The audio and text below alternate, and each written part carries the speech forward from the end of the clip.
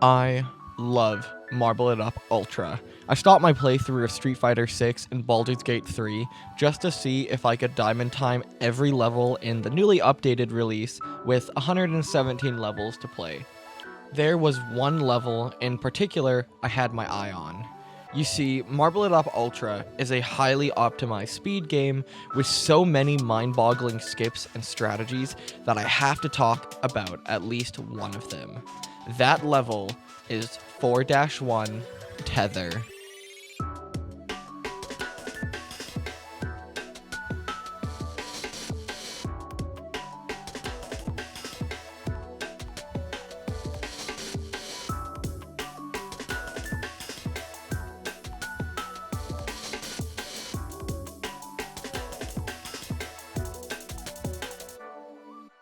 One amazing thing about this game is the leaderboard, where you can watch and view the top 5 players to see how they were able to skip more than half of the level.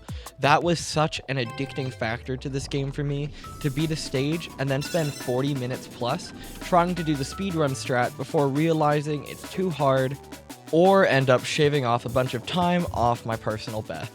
Yes! Let's go! Oh my god!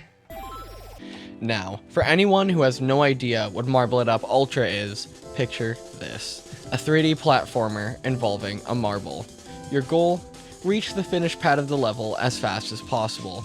You can jump, roll around, and use special power-ups such as a lightning bolt that gives you a speed boost, the feather that lets you fly, a big arrow that gives you a boosted jump, and a time modifier that slows down the timer. Now, for those familiar with Monkey Ball drawing comparisons right now, there are some key differences. In Monkey Ball, you're actually controlling the stage instead of the actual monkey, where Marble It Up, you're in control of the marble ball. Unlike Monkey Ball, you have free camera control, so you can look in whatever direction you please. Imagine Monkey Ball Banana Blitz HD if the levels were designed around having a jump and didn't have to compensate for Wii motion controls. Plus, there's no god-awful boss fights. The last point I want to talk about are some specific aspects of our jump. You see, your jump creates a force perpendicular to your surface/ground. Jumping on a flat surface brings you straight up, while jumping on a slope brings you downhill and helps you gain momentum. And lastly, in Marble It Up, you can change your trajectory mid-air by the direction in which you roll your ball. By slowing down the spin of your marble mid-air, you can gain control and reduce your momentum. Now that we've laid down the groundwork, let's get into the actual run. Before we get into the skips, let me show you the casual run of this typically 30 to 40 second long level.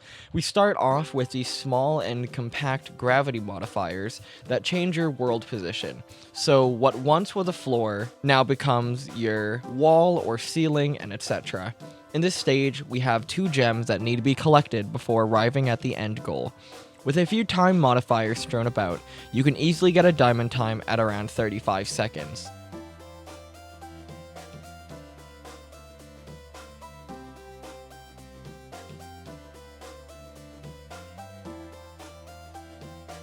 Looking at this map from a free camera perspective, it looks weird and abstract the way it twists and turns, but playing through it feels pretty normal.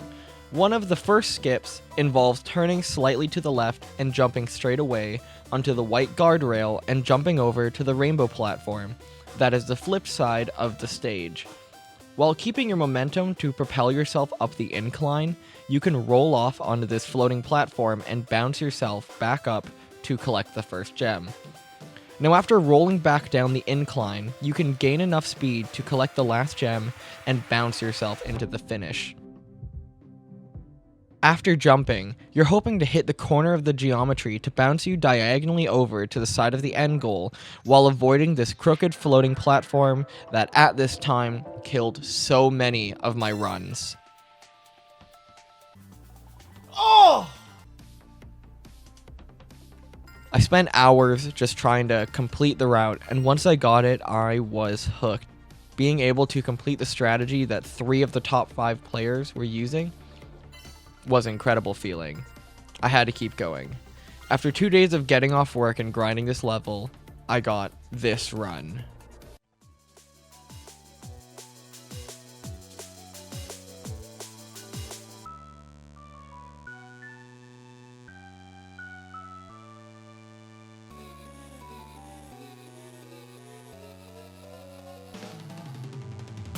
$16.166.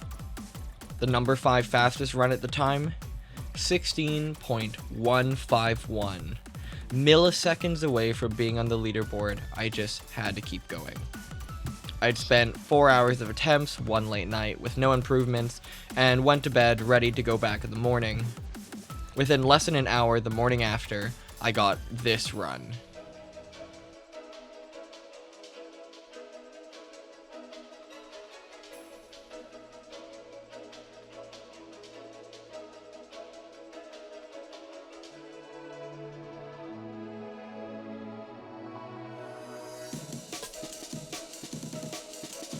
$15.74. I wish I had the live reaction because I screamed and popped off.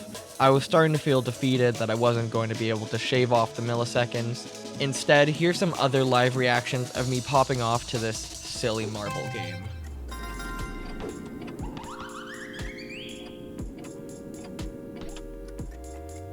Oh, that was better.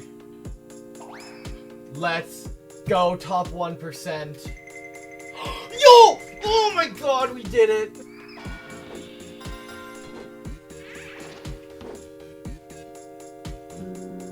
Yo! Let's fucking go! 14 seconds. Now, remember earlier how I said 3 of the top 5 runners use this strat? Let's talk about them. Now, at this moment, I don't have any footage of the first strategy that was initially faster, as you rolled on the right side of the white guardrail and skipped rolling onto this platform to get to the first gem. Here are some failed attempts of me trying it with absolutely no luck. After a good week of achieving my number 4 fastest run, I was bumped down to number 5, as people started learning the new route. I had to learn the new route if I wanted to keep my spot. At the time, only 3 people had completed this new route that started by rolling backwards. With this new route, you switch up the order of gems that you collect, which so far has saved up to 3 seconds over the previous strategy. By jumping over the guardrail, you land on another guardrail at an angle that lets you hit the corner of the gravity pad to shift your momentum and collect the first gem. With enough speed, you can bounce off of the narrow floating platform to the side of the stage where the last gem resides. By rolling up against the white wall, you can gain enough speed to roll up the unintentional ramp and collect the second gem within 9 seconds or so. Then, all you have to do is jump over to the floating end goal off to your right. Sounds simple enough, but you have to remain your momentum from the ramp to make it over while not wasting any time. No! Fuck! Oh, I made it over. Oh.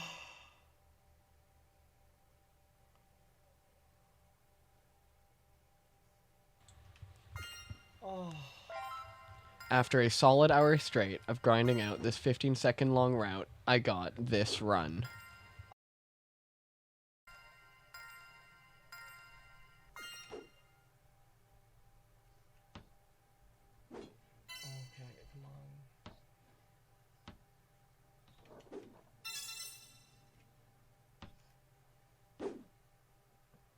Yes! Let's go, baby! Fuck yeah! Oh! Number 4!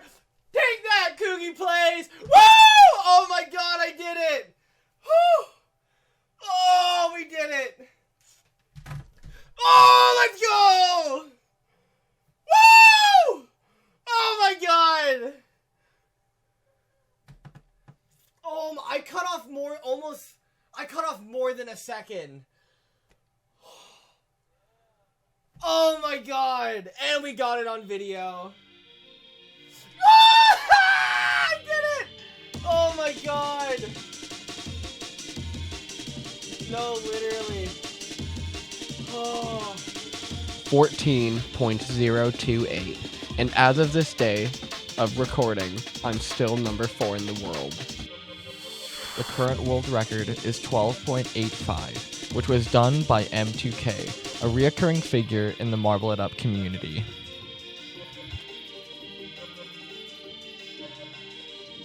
I hope you enjoyed this small video on my personal progression to getting the number 4 fastest run in a Marble It Up Ultra stage. I want to give a huge thanks to the Marble It Up Discord, who was helpful and encouraging while I was creating this video, the brief time I spent in there. Plus, a huge thanks to the top runners, M2K, who gave me some insight on the route, and to the other top runners who are constantly pushing this game to its absolute limits. Also, if you liked any of the music in this video, there will be a link in the description with a playlist of all the tracks and timestamps, of course. If you want more of this kind of music, you can check out my Spotify or Bandcamp, which has some of my electronic projects, although most of it is my Midwest emo stuff. Anyways, have a good one.